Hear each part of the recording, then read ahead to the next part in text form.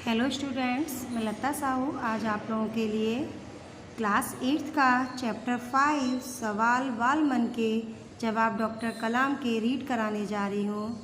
इस प्रश्नोत्तर शैली में प्रस्तुत यह साक्षात्कार डॉक्टर अबुल पाकिर जैनुलाब्दीन अब्दुल कलाम से बच्चों की बातचीत पर आधारित है। यह बातचीत तब संपन्न हुई थी जब डॉक्टर कलाम राष्ट्रपति पद पर आसीन थे। वे बच्चों की जिज्ञासाओं का तुरंत उत्तर देने के लिए सदैव तत्पर रहते थे। यहाँ पर डॉक्टर कलाम का फुल नेम आप देखिए, डॉक्टर अबुल पाकिर जैनुलाब्दीन अब्दुल कलाम, ये डॉक्टर कलाम का फुल नेम है।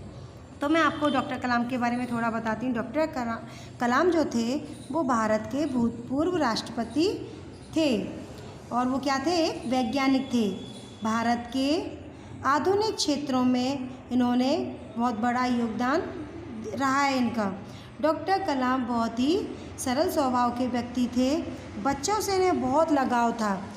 इस चैप्टर में बच्चों ने उनसे विविध विषयों पर प्रश्न पूछे हैं और डॉक्टर कलाम ने उनके उत्तर दिए हैं। चलिए आगे चैप्टर रीड करते हैं, किस तरह से बच्चों ने डॉक्टर कलाम से क्वेश्चंस पूछे हैं और डॉक्टर कलाम ने उनका उत्तर आंसर किस प्रकार दिया है। फर्स्ट हमारा प्रश्नकर्ता यानी जो हमारा क्वेश्चन पूछने वाला। तो फर्स्ट प्रश्नकर्ता है आर अरविंद, कक्षा 3, सेंट मेडस स्कूल, चेन्नई। ये क्या क्वेश्चन कर रहा है, क्या प्रश्न कर रहा है ये? क्या आप अपने बचपन की कोई यादगार घटना हमें सुना सकते हैं? तो डॉक्टर कलाम क्या कहते हैं? डॉक्टर कलाम ने कक्षा 5वीं के मेरे शिक्षक डॉक्टर कलाम ने अपने बचपन की एक यादगार घटना किसको बताई? आर अरविंद को। ओके, तो उन्होंने क्या बोला? उन्होंने बताया कक्षा 5वीं के मेरे शिक्षक किसके शिक्षक? डॉक्टर कलाम के। मेरे शिक्षक श्री शिव सुब्रमण्यम अय्यर की एक बात मुझे याद है। ये मैं आप लोगों को बता दूं कि ये शिव सुब्रमण्यम, ये नाम बहुत इम्पोर्टेंट है, तो ये आप लोगों को ध्यान रखना है।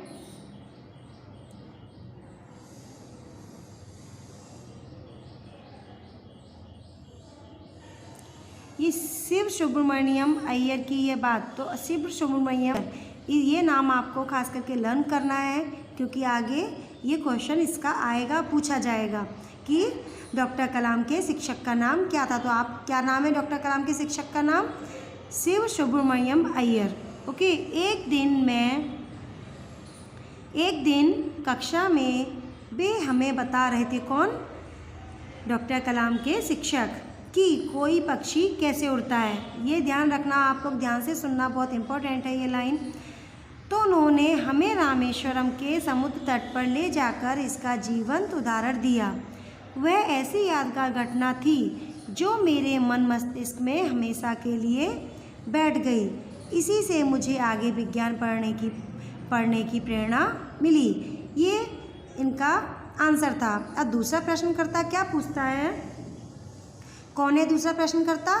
सरयू मकर, कक्षा 5 यानी क्लास 5th का, वाल्मीकि नगर हिंदी माध्यमिक शाला, नागपुर। तो ये क्या क्वेश्चन पूछ रहा है, क्या प्रश्न है इसका? बचपन में हमें किस भाषा को प्रमुखता देनी चाहिए? तो ये तो आप लोगों को ही मालूम होगा कि बचपन में हमें हमारी मातृभाषा को प्रमुखता देनी चाहिए। ओके, क्योंकि हम जिस भाषा में बोलते हैं उसी भाषा में हम किसी को आंसर दे सकते हैं। तो डॉक्टर कलाम ने इसका क्या उत्तर दिया? डॉक्टर कलाम ने कहा, मैंने स्वयं माध्यमिक शिक्षा तक की पढ़ाई अपनी मातृभाषा के माध्यम से पूरी की है। कॉलेज और उसके आगे की शिक्षा अंग्रेजी माध्यम की संस्थाओं में हुई। मेरा मानना है कि हम कॉलेज में भी माध्यम के रूप में मातृभाषा का चुनाव कर सकते हैं, क्योंकि युवा अपनी मातृभाषा में ही सोचता है और उसी में सहजता से अपनी बात कहने में सक्षम होता है। पर इसमें कोई भी दो राय नहीं कि वैश्विक स्तर पर संपर्क के लिए हमें अंग्रेजी जैसी एक संपर्क भाषा की नितांत आवश्यकता है। तो इसके लिए इसमें डॉक्टर कलाम ने कहा कि हमें अपनी जो मातृभाषा है उसका ही ज़्यादा से ज़्यादा प्रयोग करना चाहिए बोलने में, क्योंकि जिस भाषा में हम बोलते हैं उसी में हम किसी को अपनी बात सहजता से समझा सकते हैं। लेकिन जब हम बड़े होकर कॉलेज में जाते हैं तो कभी कभी क्या होता है, हमें दूसरी भाषा भी सीखनी पड़ती है। तो इसलिए डॉक्टर कलाम ने कहा है कि हमें अपनी मातृभाषा के अलावा जहाँ पर लगे तो दूसरी भाषा का भी उपयोग करना चाहिए और दूसरी भाषा भी हमें सीखनी चाहिए। ओके, अब हमारा नेक्स्ट प्रश्न करता है अर्श पटेल, कक्षा 5, चंदूलाल विद्या मंदिर, मुंबई। ये क्या प्रश्न करता है? इसने कहा है यदि हम आपकी तरह बनना चाहें तो हमें क्या करना चाहिए। तो उसने डॉक्टर कलाम से पूछा कि यदि हम आपकी तरह बनना चाहें तो इसके लिए हमें क्या करना चाहिए। डॉक्टर कलाम ने इसका उत्तर दिया, जब आप युवावस्था में कदम रखें तभी आपको जीवन में लक्ष्य निर्धारित कर लेना होगा। हमेशा कुछ बड़ा सोचो। जैसे ही ये अनुभूति हो कि आप आखिर बनना क्या चाहते हैं तभी से उस दिशा में प्रयास और श्रम प्रारंभ कर दो। यह श्रम मिस होता है मेहनत करना। ओके, कहने का अर्थ है कि जी तोड़ मेहनत करो। ज्यों-ज्यों आप आगे की ओर बढ़ोगे आपका सामना बाधाओं तथा कठिनाइयों से होगा। आपको अपने अंदर दृढ़ साहस पैदा करना होगा। समस्याओं को पराजित करने में महारत हासिल करनी होगी, तभी जीवन में सफल हो पाओगे। पहले ये ज़रूरी है कि आप निरंतर ज्ञान अर्जित करते रहो। तो इसमें डॉक्टर कलाम ने बताया कि उनको क्या प्रश्न पूछा था कि उनकी तरह बनना चाहें तो क्या करें। तो इसमें डॉक्टर कलाम ने बताया कि जब आप युवावस्था में कदम रखें तो एक अपना लक्ष्य निर्धारित करो। लक्ष्य यानी अपना एक गोल निर्धारित करो कि हमें आगे जाकर क्या करना है, क्या बनना है, और उसी पर आगे बढ़ते जाओ। ठीक है, तो उसके लिए हमें आगे बढ़ने के लिए अपना लक्ष्य निर्धारित करने के लिए हमें क्या करना पड़ता है, मेहनत करनी पड़ती है। और उसके लिए हमें क्या होता है, बहुत कठिनाइयों का सामना करना पड़ता है। तो हमें अपने लक्ष्य को पाने के लिए कड़ी मेहनत करनी चाहिए। ओके, अब नेक्स्ट देखिए। नेक्स्ट प्रश्न करता है चिराग जैन, कक्षा 7, बॉम्बे कैब्रिज, अंधेरी, पश्चिम मुंबई। ये क्या प्रश्न पूछता है? ये पूछता है, चिराग जैन पूछता है, वह कौन सी बड़ी चुनौती है जिसका सामना हमें आज करना पड़ रहा है। इसमें डॉक्टर कलाम ने उत्तर दिया, भारत को सन 2020 तक एक विकसित राष्ट्र के रूप में परिवर्तित करना और देश के 1 अरब से अधिक नागरिकों के चेहरों पर मुस्कान देखना, यही राष्ट्र के समक्ष सबसे बड़ी चुनौती है। सही बात है कि 2020 में हमारा राष्ट्र कैसा, एक विकसित देश बन जाए, तो यही सबकी क्या है, एक सबसे बड़ी चुनौती है। तो जब सब विकसित हो जाएंगे तो यहाँ पर क्या होगा, खुशी का माहौल होगा। अब नेक्स्ट प्रश्न करता हर्ष चांडक, कक्षा 7, डॉक्टर एस राधाकृष्ण विद्यालय, मलाड, मुंबई। तो ये क्या प्रश्न पूछते हैं? हर्ष चांडक प्रश्न पूछते हैं, आपकी दृष्टि में साहस की परिभाषा क्या है?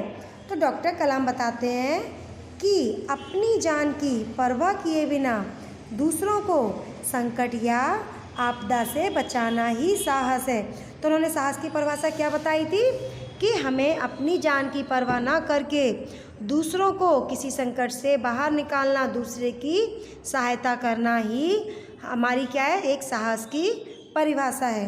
अब दूसरा प्रश्नकर्ता देखिए क्या प्रश्न करता है। दूसरा प्रश्नकर्ता कौन है? तरुण पटेल, कक्षा 8, Swami Narayan independent school, London. Okay, ये क्या प्रश्न पूछ रहा है? ये तरुण प्रश्न पूछ रहा है, हम प्रवासी भारतीय मातृभूमि के प्रति गर्व की भावना कैसे विकसित करें?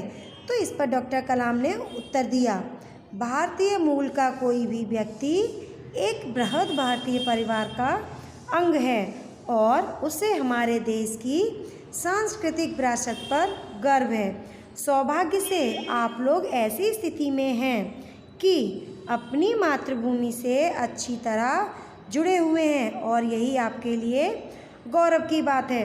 तो इस पर डॉक्टर कलाम ने क्या उत्तर दिया कि हम क्या हैं, भारतीय हैं और हमारा परिवार क्या है, वो भी भारतीय है और हम अपनी भारतीय संस्कृति से, अपनी जन्मभूमि से जुड़े हुए हैं। यही हमारे लिए गौरव की बात है। नेक्स्ट प्रश्न करता है सत्यम, कक्षा 10, जिला स्कूल मुंगेर। तो सत्यम क्या प्रश्न पूछता है? सत्यम प्रश्न करता है जो भी बच्चे आपसे मिलते हैं वे कहते हैं कि वे एक प्रसिद्ध वैज्ञानिक, इंजीनियर, डॉक्टर आदि बनना चाहते हैं, पर किसान, मजदूर और कलाकार भी किसी राष्ट्र के लिए उतना ही महत्वपूर्ण हैं। हम ऐसे ही परिवारों से आते हैं। हमारे लिए आपका क्या संदेश है? डॉक्टर कलाम कहते हैं किसान, मजदूर, कलाकार और दस्तकार ये सभी हमारे राष्ट्र के अभिन्न अंग हैं, क्योंकि किसान से ही हमें खाने पीने के लिए मिलता है, मजदूर मजदूरी करके हमारे लिए जो काम करता है उससे हमारा सब कुछ तैयार होता है। कलाकार क्या करता है? अपनी कलाकारी से नई नई चीज़ें तैयार करता है। दस्तकार हमारे लिए नई नई चीज़ें बनाता है। तो क्या है ये? अब ये सभी हमारे राष्ट्र के अभिन्न अंग हैं। राष्ट्र निर्माण में हमें उन सभी की सेवाओं की समान रूप से दरकार है। आप सभी को चाहिए कि अपने अपने क्षेत्रों में खूब उन्नति करें। तो इसमें डॉक्टर कलाम ने बताया कि किसान, मजदूर, कलाकार और दस्तकार ये सब हमारे लिए बहुत महत्वपूर्ण हैं। इनके बिना हमारे देश में कुछ भी संभव नहीं है। ओके, अब नेक्स्ट प्रश्नकर्ता देखिए। प्रश्न करता है रोहित चतुर्वेदी, कक्षा 11 इस्लामिया इंटर कॉलेज इटावा। तो ये क्या प्रश्न करता है? आप कहते हैं कि भारत 2020 तक विकसित राष्ट्र बन जाएगा, पर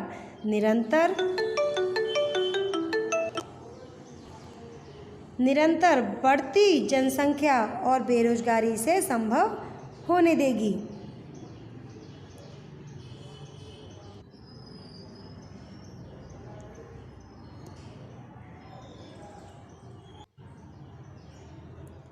तो इसमें डॉक्टर कलाम कहते हैं कि विकास स्वयं जनसंख्या वृद्धि को रोकने की अचूक औषधि है।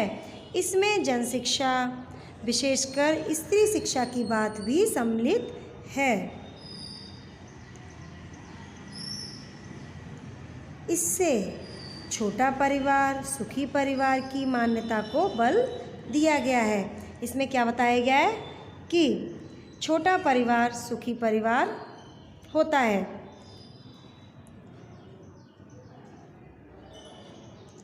तो छोटा परिवार क्या होता है?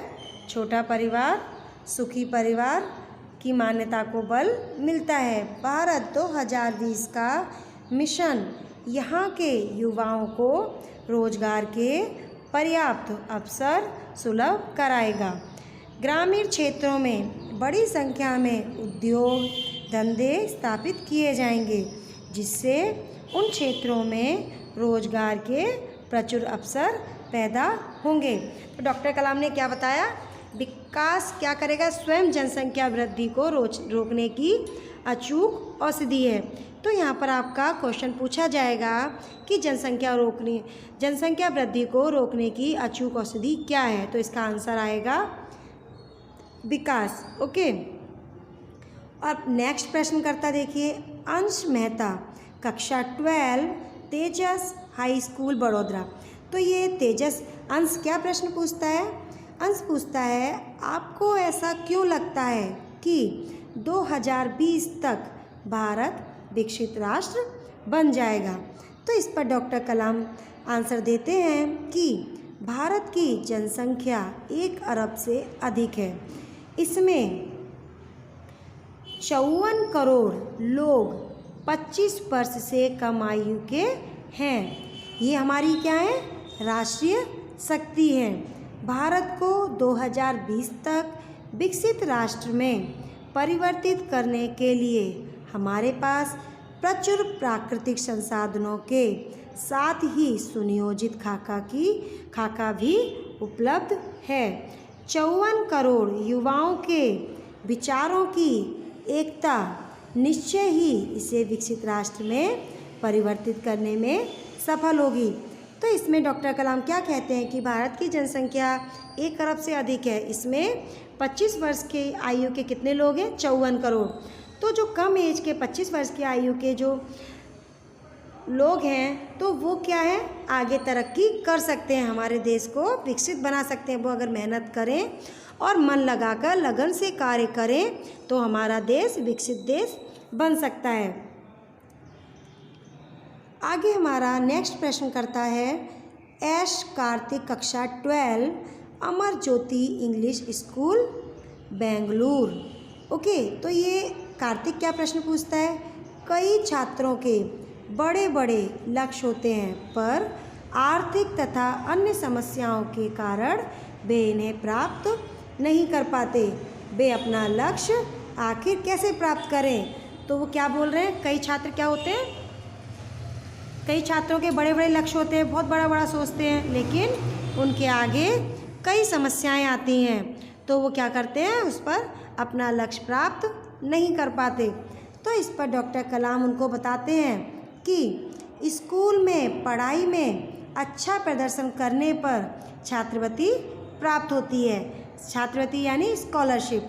साथ ही उच्च शिक्षा के लिए बैंकों से ऋण लेने हेतु पात्रता भी बनेगी। यानी हम पढ़ाई के लिए, किसी के घर में पैसे की प्रॉब्लम होती है तो स्कूल से उनके लिए छात्रवृत्ति यानी स्कॉलरशिप मिलती है और बैंकों से पढ़ाई करने के लिए लोन भी मिलता है। जीवन में ऊंचा लक्ष्य निर्धारित करने पर बाधाएं तो आती हैं। जब हम कोई कार्य करने जाते हैं तो उसको करने के लिए हमारे सामने हमें काफ़ी कठिनाइयों का सामना करना पड़ता है, बट हमें आगे बढ़ते रहना चाहिए, हमें रुकना नहीं चाहिए। हमें कठोर परिश्रम और उत्कर्ष कार्यों से इन्हें पराजित करना होगा। विघ्न बाधाओं से व्यक्ति को पराजित नहीं होना चाहिए, हमें आगे बढ़ते रहना चाहिए।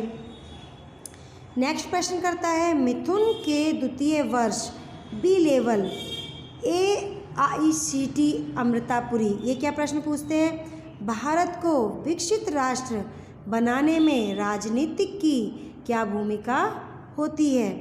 भारत को विकसित राष्ट्र बनाने में राजनीति की क्या विशेषता भूमिका होगी? डॉक्टर कलाम कहते हैं जिम्मेदार राजनीतिक दूरदर्शितापूर्ण नीति बनाता है। महात्मा गांधी ने निष्ठा के राजनीतिक सिद्धांत को सत्य, अहिंसा तथा निस्वार्थ भावना में ढालते हुए ब्रिटिश शासकों के विरुद्ध अपनी लड़ाई छेड़ी थी।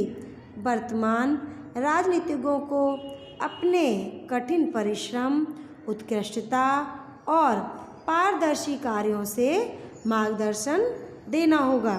साथ ही गरीबी रेखा से नीचे रह रहे लगभग 26 करोड़ भारतीयों के उत्थान के लिए भी कार्य करना होगा।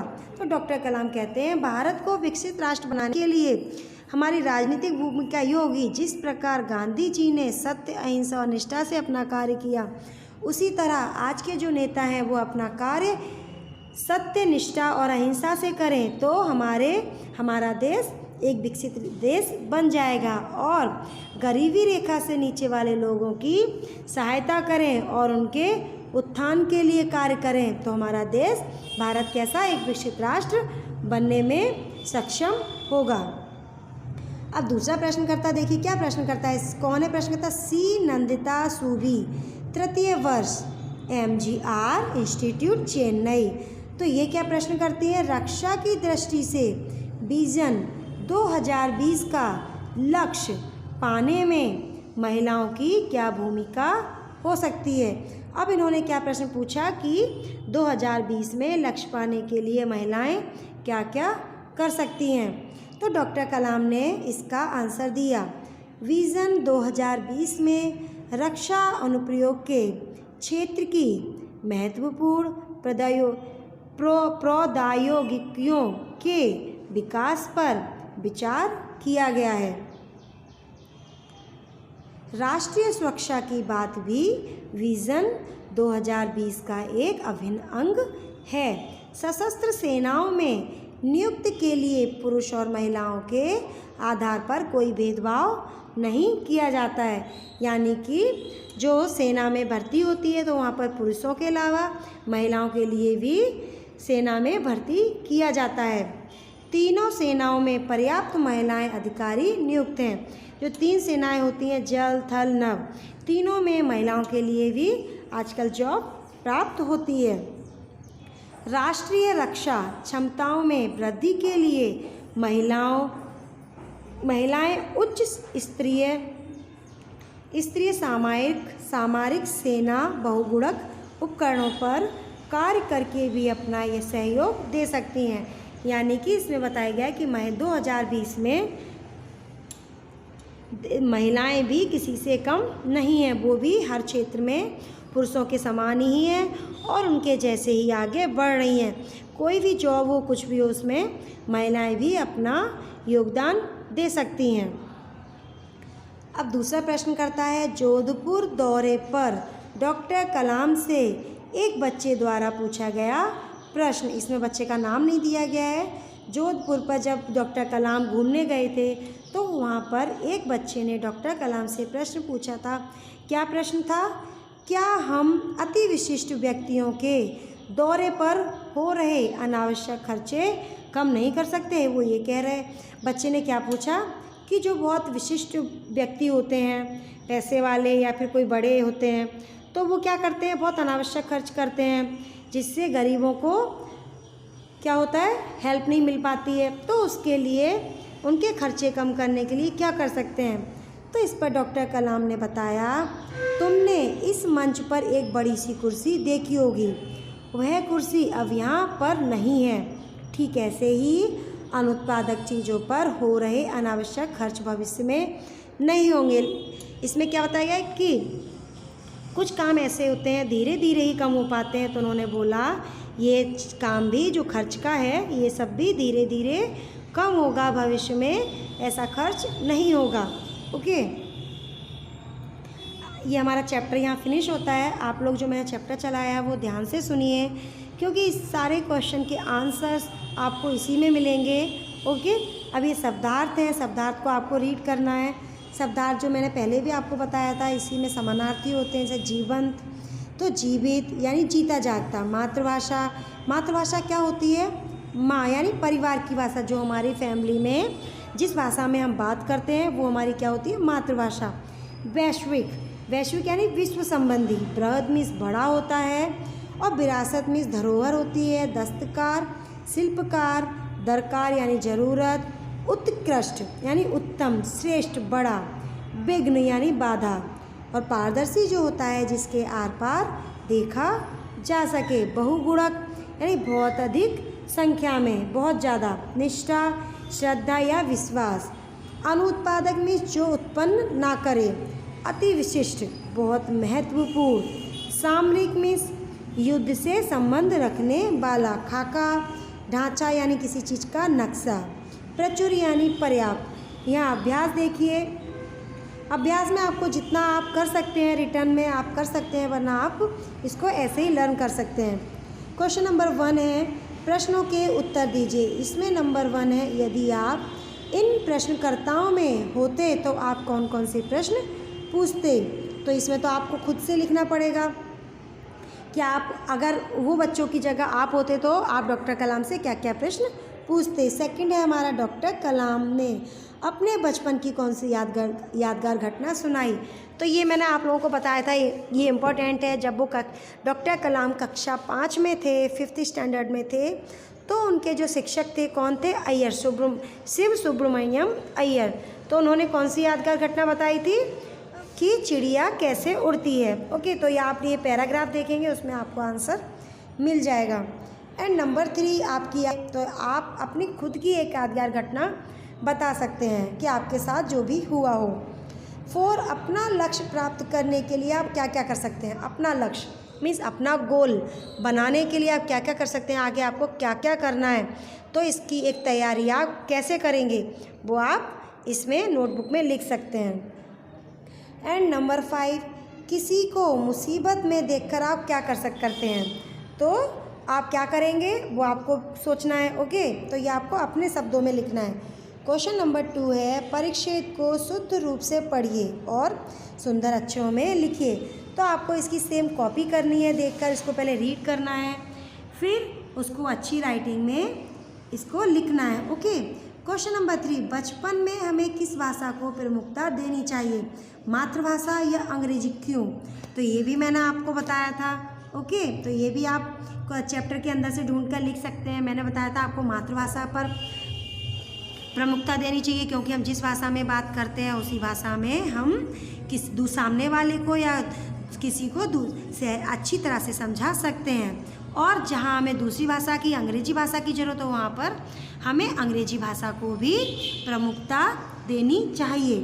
एंड क्वेश्चन नंबर 4 है, अनुमान लगाओ तुम 2020 में हो, अपने आसपास क्या देख रहे हो, अपने विचार प्रस्तुत कीजिए। तो ये आपको अपनी लैंग्वेज में लिखना है। अब हमारा क्वेश्चन स्वाध्याय आया, तो ये आपको नोटबुक में ये भी लिखना है, जिसमें दिया है प्रश्नों के उत्तर लिखिए। नंबर 1, पढ़े हुए से देखा हुआ ज़्यादा याद रह जाता है, क्यों? ये आपको इसका आंसर देना है। जो हम पढ़ते हैं वो हमारे केवल पढ़ने तक ही रहता है, मीन्स पढ़कर हम थोड़ी देर तक याद रखते हैं, बट जो हमारी आंखों देखी होती है वो हमें हमेशा याद रहती है, वो हमारे दिलो दिमाग में बैठ जाती है। ओके, नंबर 2, भाषा के विषय में डॉक्टर कलाम ने क्या बताया? इसके बारे में अभी मैंने आपको ऊपर ही बताया था कि हमें अपनी मातृभाषा को प्रमुखता देनी चाहिए, और जहाँ तक हमें लगे दूसरी भाषा का उपयोग करना हो तो हमें दूसरी भाषा का भी उपयोग करना चाहिए। ओके, एंड नंबर 3, चिराग जैन ने डॉक्टर कलाम से क्या पूछा? तो चिराग जैन ने जो प्रश्न पूछा है, वो प्रश्न जो चिराग जैन ने पूछा है वो आंसर में आप लिखेंगे। 4, राष्ट्र विकास में महिलाओं का क्या योगदान है? ये भी आपको मैंने भी चैप्टर में पढ़ाया था, तो वो पैराग्राफ से आप इसका आंसर लिख सकते हैं।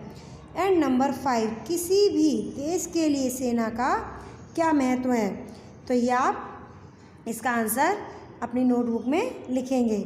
नंबर 2, क्वेश्चन नंबर 2 है, मुहावरों का अर्थ देकर वाक्य में प्रयोग कीजिए। जी तोड़ मेहनत करना, जी तोड़ मेहनत करना इसका अर्थ होगा बहुत अधिक मेहनत करना। ओके, एंड इसका फिर हमें वाक्य प्रयोग भी करना पड़ेगा। सेकंड है महारत हासिल करना। महारत हासिल करना यानी हमें ऊंचाइयों तक जाना या फिर हमें अपना लक्ष्य प्राप्त करना। ओके, अब ये क्वेश्चन नंबर 3 है, रूपरेखा के आधार पर कहानी लिखिए। तो इसमें एक कहानी दी गई है, एक ब्राह्मण स्त्री नेवला पालना। तो अगर आपको आती हो ये कहानी तो आप अपनी नोटबुक में लिख सकते हैं, नहीं तो आप कहीं से भी किसी से घर में पूछ कर भी ये स्टोरी आप पूरी कर सकते हैं। इसके आप क्या करेंगे, टॉपिक रीड करेंगे, उसके बाद स्टोरी पूरी लिखेंगे। ओके, नेक्स्ट है क्वेश्चन नंबर 4, मातृभाषा में अनुवाद कीजिए। तो आपकी मातृभाषा जो बोलते हैं वो तो हिंदी है, बट आप इंग्लिश मीडियम में पढ़ते हैं, इसीलिए इसको आप इंग्लिश में ट्रांसलेट करके अपने नोटबुक के अंदर फिल करना है। ओके, अब हमारा आया भाषा सज्जता। भाषा सज्जता मीन्स ग्रामर। तो इसमें आपको मैं रीड करती हूँ सर्वनाम। सर्वनाम जो होता है उसको इंग्लिश में क्या बोलते हैं, प्रोनाउंस। ओके, संज्ञा मीन्स होता है नाउन, सर्वनाम। तो इसकी जो डिफाइन देखिए परिभाषा, आप सर्वनाम एवं उसके प्रकार पहले भी पढ़ चुके होंगे। तो निम्नलिखित वाक्यों में सर्वनाम छांटिए तथा उनके प्रकार भी बताइए। तो आपको कैसे करना है, हम पाठशाला जाएंगे, तो इसमें सर्वनाम क्या है, हम।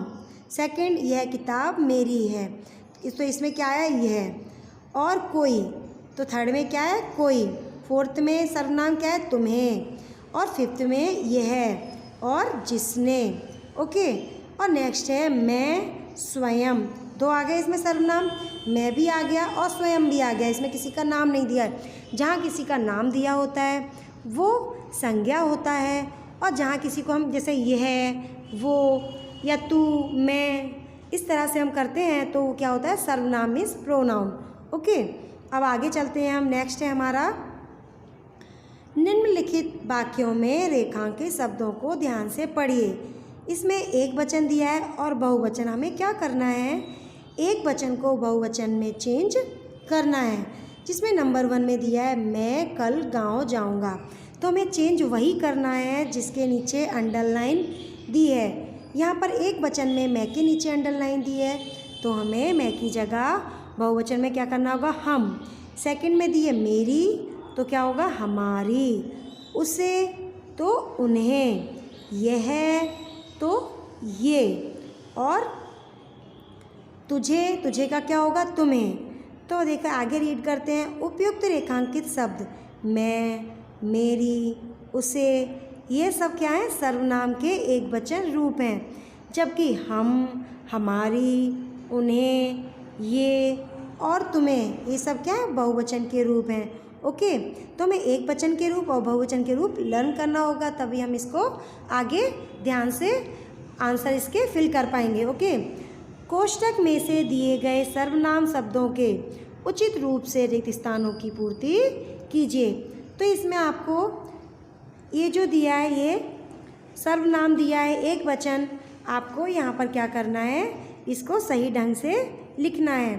तो इसमें फर्स्ट है यह कार्य, तो मैं तो नहीं लगा सकती, यह कार्य मैं नहीं हो सकेगा, तो यह कार्य मैं की जगह क्या करेंगे, मुझसे, मुझसे नहीं हो सकेगा।